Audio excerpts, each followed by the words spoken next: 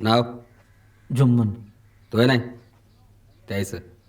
रंग पतंगा. ही नाव आहेत अशी रंगा पतंगा. हा. दुसरी नाही सापडली का? अब्बास मस्तान, सलीम जावेद अशी नावं ठेवायची जुळायची. पर साहेब ये दोनों छपडने को मांगता. माझी बीबी जेवली नाही कालपासून. कोणत्या नंबरची?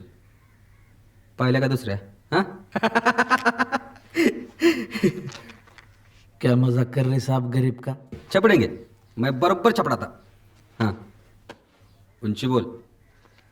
मेरी मैंने गिनी नहीं साहब कभी. तू नाही बे.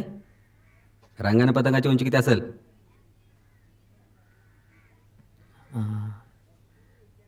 4-4.5 फुट रहेंगी. 4 फूट. उमर 5 साल. 5 साल. उमर 5 साल और उंची 4 फूट कशी बे? हमारे खानदान की परंपरा है ना साहब ऐसी. परंपरा. 5 साल में 4 फूट कोण होता है बे? हाँ, नाही पण त्याची आई पण तशीच दणकट होती ना साहेब. दणकट थी मतलब आता नाही. हं?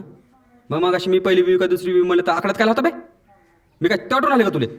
हा, पटाणीन बायको आणली तरी 5 सालात 4 फुटाची पूर होतात का बे?